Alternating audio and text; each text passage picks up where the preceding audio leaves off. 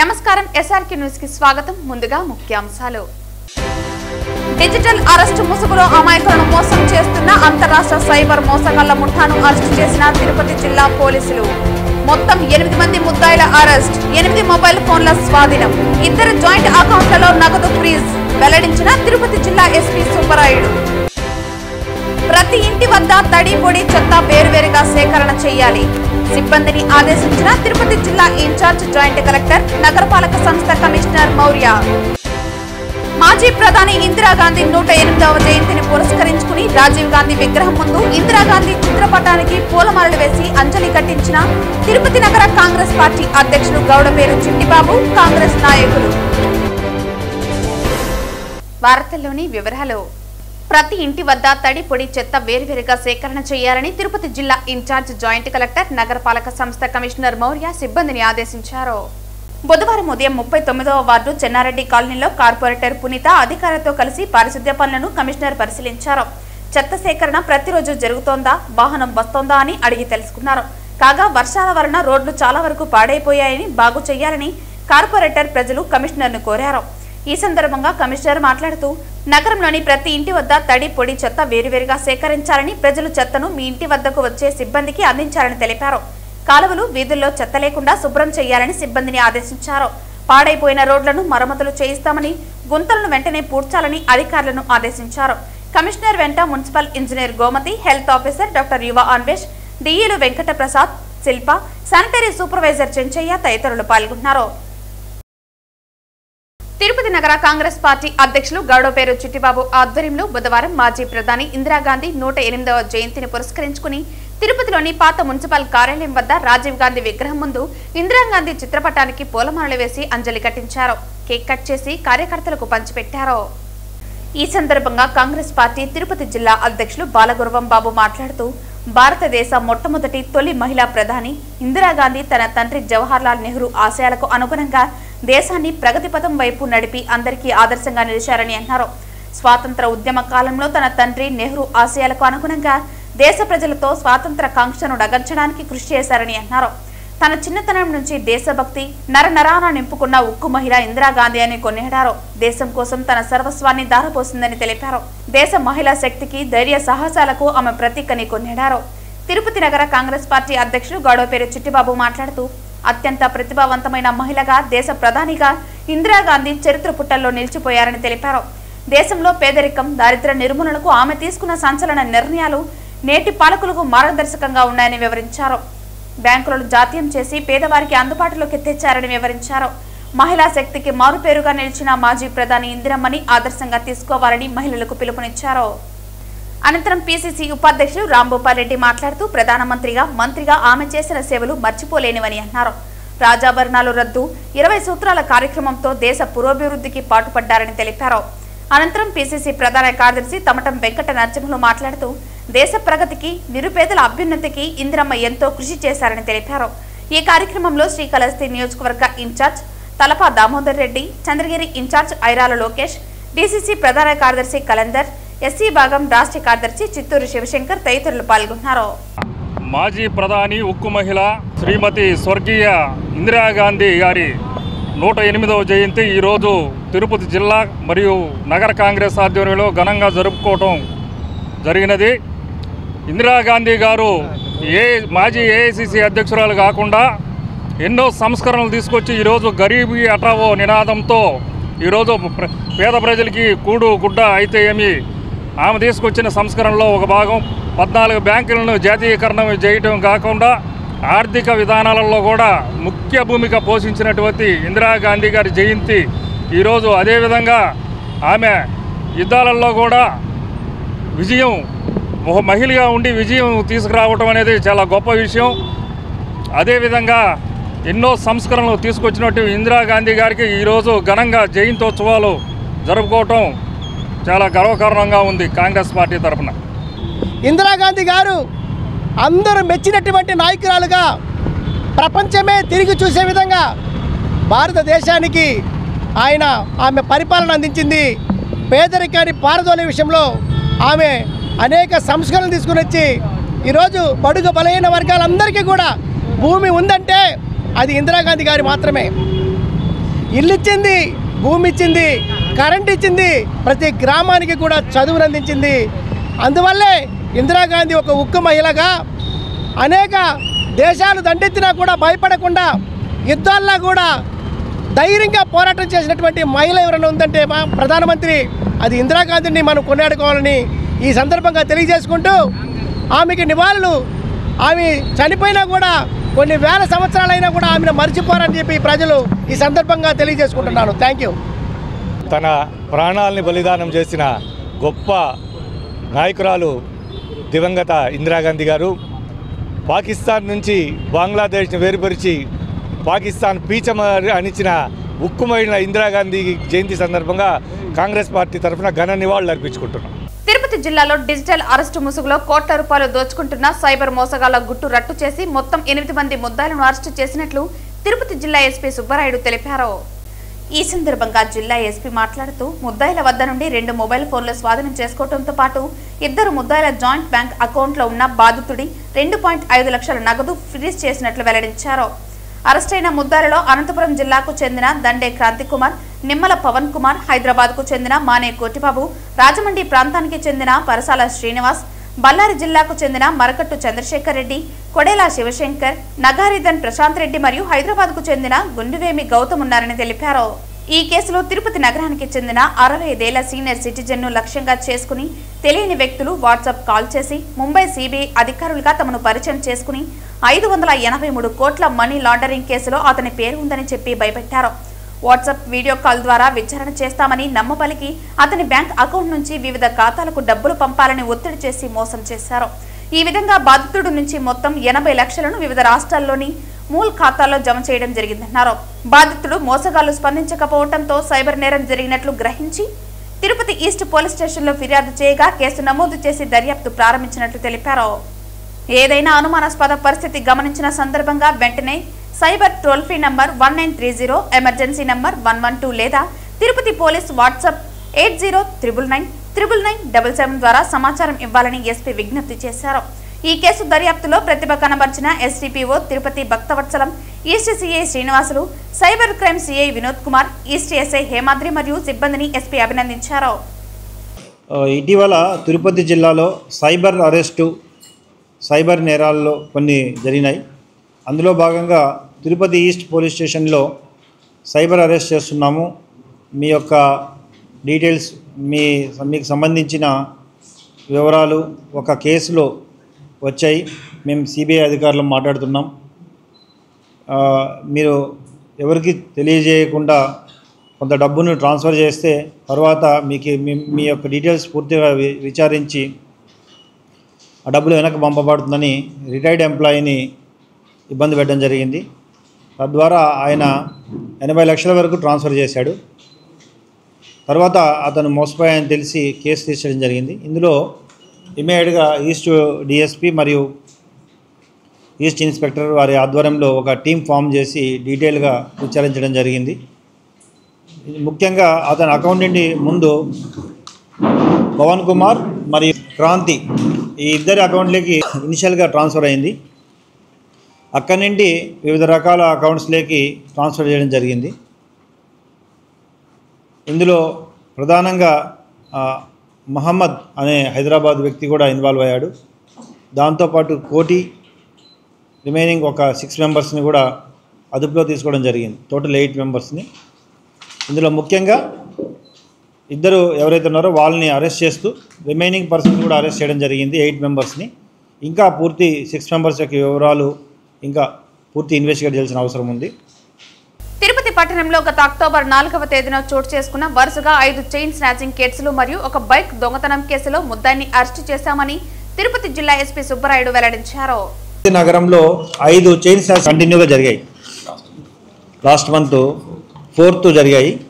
So ఇందులో Alipiri police స్టేషన్లో జరిగిన చైన్ స్నాచింగ్లో కొంత లీడ్ వచ్చింది. ఇమ్మీడియట్గా ఒక టీం ఉత్తరప్రదేశ్ ఢిల్లీ ప్రాంతం నుండి వచ్చి 3 వ్యక్తులు ఇక్కడ మోటార్ సైకిల్ని దొంగిలించి తద్వారా చైన్ స్నాచింగ్ చేసి మళ్ళీ వెళ్ళిపోవడం జరిగింది. స్మాల్ లీడ్ రావడంతో ఇమ్మీడియట్గా అలిపిరి మరియు inspector Alipiri and team Tirupati DSP టోటల్గా additional SP law and order ఆధ్వర్యంలో వర్కౌట్ చేయడం జరిగింది. వీరు ఉత్తరప్రదేశ్లో ఒక మామూలుగా ఈ థెఫ్ట్స్ చేసే వ్యక్తులే. వాళ్ళు ఐడెంటిఫై చేసి వాళ్ళలో ఒక వ్యక్తిని తీసుకురావడం జరిగింది. మిగతా వ్యక్తులను కూడా తీసుకొచ్చి అందరినీ ఈ కేసులో అరెస్ట్ చేయడం జరుగుతుంది. సో మోస్ట్లీ అంతా కూడా ఉత్తరప్రదేశ్ సంబంధించిన వ్యక్తులు. వీరిని కూడా అరెస్ట్ చేయడం జరిగింది. వడమాలపేట మండలం ఎస్బీఆర్పురం గ్రామం గూలూరు చెరువు ఆయకట్ట రైతులకు 2-3 నెలలలో ప్రభుత్వం తరపున శాశ్వత పరిష్కారం చూపుతామని తిరుపతి జిల్లా కలెక్టర్ వెంకటేశ్వర్ పేర్కొన్నారు. నగిరి నియోజకవర్గం వడమాలపేట మండలంలోని ఎస్బీఆర్పురం గూలూరు చెరువును Tirupati RDO Rammohan, irrigation EE Venkata ప్రసాద్లతో కలిసి జిల్లా కలెక్టర్ పరిశీలించారు. ఈ సందర్భంగా వడమాలపేట మరియు పుత్తూరు రెవెన్యూ సిబ్బందితో కలిసి గూలూరు చెరువుకు సంబంధించిన రికార్డులను కలెక్టర్ పరిశీలించారు. అనంతరం జిల్లా కలెక్టర్ మాట్లాడుతూ శ్రీకృష్ణ దేవరాయలు గతంలో దాదాపు 48 ఎకరాల విస్తీర్ణంలో గూలూరు చెరువును నిర్మించారని, కాలక్రమేణా చెరువు కింద సుమారు 450 ఎకరాల పైచీలకు ఆయకట్టదారులు ఏర్పడ్డారని తెలిపారు. ఈ చెరువు నీరు మొరవ వెళ్లే దారుల పూడిపోవటం కారణంగా గత 20 సంవత్సరాల నుండి వర్షపు నీరు వెళ్లే దారి లేక ఎస్బీఆర్పురం గ్రామానికి చెందిన రైతుల భూములు ముంపుకు గురవుతోందని అన్నారు. ఇప్పటికీ కొంతమంది భూమి శాశ్వతంగా ముంపులోనే ఉందన్నారు. భూములు మునిగిపోవటం ద్వారా రైతులు సాగు చేసుకోలేకపోతున్నారని అన్నారు. దీనితో పాటు ఇళ్లలోకి కూడా నీరు వెళ్లటం, చేపలు పట్టడంలో ఉన్న సమస్యలను స్థానిక సర్పంచ్ ద్వారా తెలుసుకోవటం జరిగిందన్నారు. ఈ సమస్యలను నగిరి శాసనసభ్యులు తన దృష్టికి తీసుకొచ్చిన నేపథ్యంలో నేరుగా వచ్చి రైతులతో చర్చించడం జరిగిందన్నారు. చేపలు పట్టడంలో గల సమస్యలను త్వరగా పరిష్కారం చూపుతామని తెలిపారు. సుమారు 15 నుండి 20 సంవత్సరాలుగా ఉన్న భూములు ముంపుకు సమస్యకు నీరు తగ్గిన అనంతరం 2 లేక 3 నెలల్లో శాశ్వత పరిష్కారం చూపడం జరుగుతుందని రైతులకు హామీ ఇవ్వడం జరిగింది. ఆయకట్టదారులకు మరియు ఎస్బీఆర్పురం రైతులకు ఇబ్బంది కలగకుండా చర్యలు తీసుకుంటామన్నారు. సమస్యల పట్ల ఆందోళన చెందవద్దన్నారు. నగరి నియోజకవర్గంలోని వడమాలపేట మండలం ఎస్బీఆర్పురంకి రావడం జరిగింది. ఇక్కడ ఎన్నో సంవత్సరాల నుంచి ఒక సమస్య ఏదైతే మన గూలూరు చెరువు సమస్య అనేది సందర్శించడం జరిగింది. ఇక్కడ ఏదైతే గూలూరు చెరువు ఉందో సుమారుగా కృష్ణదేవరాయల టైముల నుంచి ఈ చెరువు అప్పుడు కన్స్ట్రక్ట్ చేస్తున్నారు. కాలక్రమేణా ఏమంటే ఈ చెరువు కింద అనేక ఆయకట్టుదారులు కూడా సుమారుగా 460 ఎకరాల పై చిలుకు ఆయకట్టుదారులు కూడా ఉన్నారు. కానీ గడిచిన 15-20 సంవత్సరాల నుంచి చెరువు కల్జులు ఏదైతే ఉన్నాయో అవి పూడిపోవడం వల్ల చెరువు 4 షోర్ ఏరియాలో సుమారుగా 48 ఎకరాలు ఒరిజినల్ చెరువు విస్తీర్ణం. కానీ ఇది వరకు కూడా ముంపు పట్టాల కింద మనకంటే పట్టా భూములే, కానీ వర్షం ఎక్కువ వచ్చినప్పుడు చెరువు ఎక్కువ ఎఫ్టీఎల్ వరకు వచ్చినప్పుడు చాలా వరకు పట్టా భూములు మునుగుతూ ఉన్నాయి. మళ్ళీ అవి సర్ప్లస్ వేర్ ద్వారా కానీ కల్జుల ద్వారా కానీ కిందకి వెళ్ళే పరిస్థితి. కానీ కాలక్రమంగా ఇక్కడ అవి క్లోజ్ అయిపోవడం, నీళ్లు 4 షోర్ వరకు రావడం, తద్వారా ఏదైతే సుమారుగా 400 నుంచి 450 ఎకరాలు ఎస్బీఆర్పురంకి రైతులకు చెందినటువంటి భూములు పట్టా భూములు ఏదైతే ముంపు అంటే వర్షం ఎక్కువ వచ్చినప్పుడు మునిగిపోయి శాశ్వతంగా కూడా గత 15 సంవత్సరాల నుంచి ముంపులోనే ఉన్నాయి. దీనివల్ల వీళ్ళు సాగు కూడా చేసుకోలేకపోతున్నారు. అదేవిధంగా ఈ ముంపు వల్ల ఊరిలో కూడా చాలా ఇళ్లలోకి నీళ్లు రావడం, దానికి అనుకున్నటువంటి వేరే సమస్యలు కూడా ఉన్నాయి. అదేవిధంగా ఇక్కడ చేపలు పట్టే దగ్గర కూడా సొసైటీకి వీళ్ళకు ఉన్నటువంటి సమస్యలన్నీ కూడా తెలుసుకోవడం జరిగింది.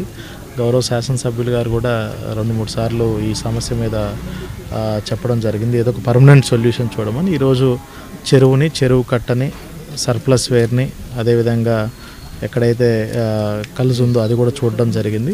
ఆ తర్వాత ఎస్బీఆర్పురం రైతులందరితో కూడా మాట్లాడి వాళ్ళకు కావాల్సింది ఏంటి, సమస్యను ఎట్లా పరిష్కారం చేయడం కోసమని ఒక 2-3 నెలల్లో శాశ్వతంగా ఈ సమస్యకి సుమారుగా 15-20 సంవత్సరాల నుంచి వస్తున్న సమస్యకి శాశ్వతంగా ఒక పరిష్కారం అయితే చూపించడం కూడా జరుగుతుందని రైతులందరికీ కూడా ఈరోజు వాళ్ళ సమక్షంలోనే వాళ్ళకి చెప్పడం జరిగింది. ఏదైనా మట్టుకి ఎవరికి ఇబ్బందులు రాకుండా, ఎవరు ఆయకట్టుదారులు కానీ ఇటు ఎస్బీఆర్పురం రైతులు కానీ వాళ్ళకి ఇబ్బంది కలగకుండా సమస్యని పరిష్కారం చేసే బాధ్యత ప్రభుత్వం తీసుకుంటుందని కూడా అందరికీ తెలియజేస్తామండి. రైతు బిడ్డ, రైతుల కష్టాలు తెలిసిన ముఖ్యమంత్రి నారా చంద్రబాబు నాయుడు సారథ్యంలోనే కూటమి ప్రభుత్వంలో రైతులకు మంచి జరుగుతుందని చిత్తూరు ఎమ్మెల్యే గురజాల జగన్మోహన్ తెలిపారు. రైతులకు అన్నదాత సుఖీభవ పీఎం కిసాన్ యోజన 2వ దఫా నిధుల విడుదల కార్యక్రమం బుధవారం జిల్లా పరిషత్ సమావేశ మందిరంలో ఘనంగా జరిగింది. అన్నదాత సుఖీభవ పీఎం కిసాన్ నిధులు రైతుల బ్యాంకు ఖాతాల్లో జమ చేసిన రాష్ట్ర కేంద్ర రాష్ట్ర ప్రభుత్వాల సంయుక్త వాటా కింద ఏటా రైతుల ఖాతాల్లో 20,000 జమ అవుతాయని, ఇప్పటికే తొలి విడతగా ఒక్కో రైతు ఖాతాల్లో 7,000 జమ కాగా ఈ ఏడాది రెండవ విడతగా ఈ రోజు మరో 7,000 జమ చేయడం జరిగిందని చిత్తూరు ఎమ్మెల్యే గురజాల జగన్మోహన్ తెలిపారు. బుధవారం స్థానిక జిల్లా ప్రజా పరిషత్ సమావేశం మందిరం నందు చిత్తూరు ఎమ్మెల్యే అధ్యక్షతన అన్నదాత సుఖీభవ పీఎం కిసాన్ పథకం కింద ముఖ్య అతిథిగా పాల్గొనడం జరిగింది. ఈ సందర్భంగా చిత్తూరు ఎమ్మెల్యే గురజాల జగన్మోహన్ మాట్లాడుతూ కష్టకాలంలో రైతులను ఆదుకున్న చరిత్ర తెలుగుదేశం పార్టీదని, జిల్లాలో మామిడి రైతులకు 4 గిట్టుబాటు ధర కల్పించిన ఘనత ముఖ్యమంత్రికే దక్కుతుందన్నారు. మామిడి గుజ్జు పరిశ్రమ నుంచి రావాల్సిన బకాయిలను ఖచ్చితంగా రైతులకు ఇప్పిస్తామన్నారు. ప్రస్తుత సీజన్లో రైతులకు పెట్టుబడిగా అన్నదాత సుఖీభవ ద్వారా 5,000, పీఎం కిసాన్ యోజన ద్వారా 2,000 అందిస్తున్నట్లు తెలిపారు. చిత్తూరు నియోజకవర్గంలో మొత్తం 20,326 మంది రైతులకు 7.46 కోట్ల నిధులను కేంద్ర రాష్ట్ర ప్రభుత్వాలు విడుదల చేసినట్లు తెలిపారు. రాబోయే రోజుల్లో వ్యవసాయానికి మంచి రోజులు వస్తాయని, కార్పొరేట్ స్థాయిలో వ్యవసాయం చేసేలా పరిస్థితుల్లో మార్పు వస్తుందన్నారు. గత ప్రభుత్వం 5 ఏళ్ల పాటు రైతులను పట్టించుకోవటం లేదని, కూటమి ప్రభుత్వంలో రైతులకు వ్యవసాయ పరికరాలు, పనిముట్లు అందించిందన్నారు. ఈ కార్యక్రమంలో చూడా chairman Katari Hemalatha, X MLC Dorababu, TDP state official Surendra Kumar, Chittoor mayor Amuda, Chittoor deputy mayor Rajesh Kumar, వీరితో పాటు రైతు సంఘం నాయకులు, ఉమ్మడి పార్టీల నాయకులు, రైతులు, జిల్లా వ్యవసాయ శాఖ సిబ్బంది, అన్ని మండలాల జిల్లా అధికారులు తదితరులు పాల్గొన్నారు.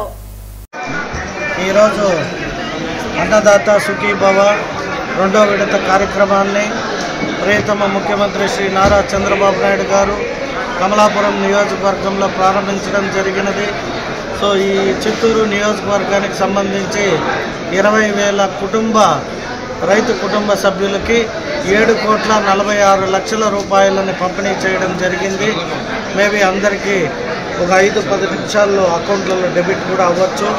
కాబట్టి ఇటువంటి మంచి కార్యక్రమాలను చేపట్టిన దేశ ప్రధాని శ్రీ నరేంద్ర మోడీ గారికి, రాష్ట్ర ముఖ్యమంత్రి శ్రీ నారా చంద్రబాబు నాయుడు గారికి, మా ఆంధ్ర రాష్ట్ర అగ్రికల్చర్ మినిస్టర్ అచ్చెన్నాయుడు గారికి ప్రత్యేక ధన్యవాదాలు తెలియజేసుకుంటూ, ఇటువంటి కార్యక్రమాలు రైతులకి గత ప్రభుత్వంలో 13,000 రూపాయలు ఇవ్వడం జరిగింది. మా ప్రభుత్వం వచ్చినాక 20,000 ఇస్తామని హామీ ఇవ్వడం జరిగింది. అందులో భాగంగా ఫస్ట్ విడత 7,000, ఈరోజు 7,000 ఇవ్వడం జరిగింది.